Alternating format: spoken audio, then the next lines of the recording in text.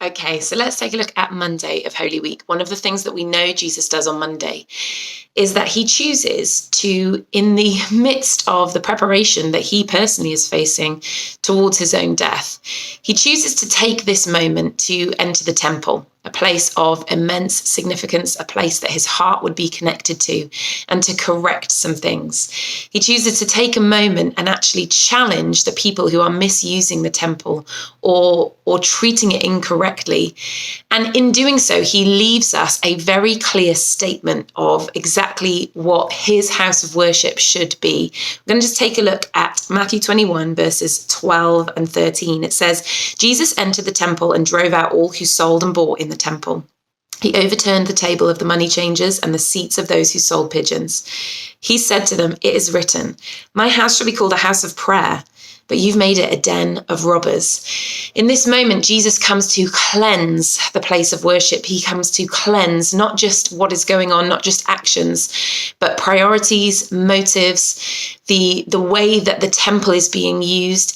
And it spells out something very clear for us. He gives us a very clear statement of his heart for his temple. It says, "My house shall be called a house of prayer."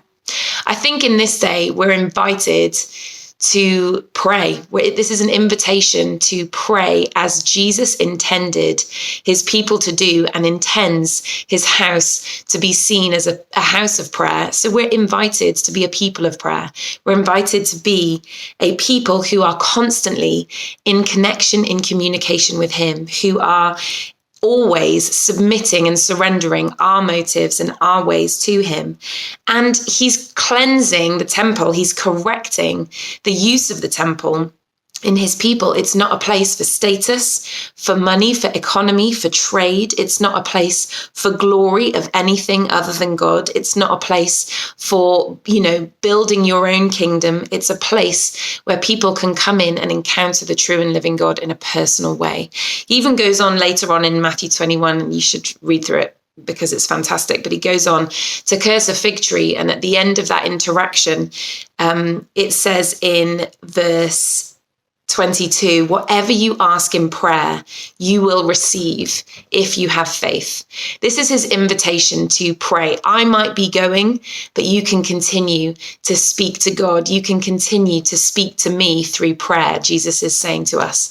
And so there's a real clear invitation here that following God, that worshiping God, that being a part of his church, his temple, is not about personal gain. It's not about building our kingdoms higher. It's about using our voice to contend for God's will to be done on earth, for the benefit of others, for the blessing of others, for justice, for breakthrough, for provision. We're invited to come in and be a people of prayer. And I think that on this Monday of Holy Week, I believe that I feel stirred even more to listen to what Jesus is telling us in this moment, that the people of God and therefore the house of God should be a place that is characterized by its faith-filled prayers. He even promises that you'll be able to say to a mountain, "Move," and it will move. This is what he's preparing his people for, that we won't any longer have to rely on seeing him in the flesh to know that God is real, but we'll be able to rely on an active prayer life, an active connection with heaven through what we say and what we surrender to God, what we submit to him, what we ask him for.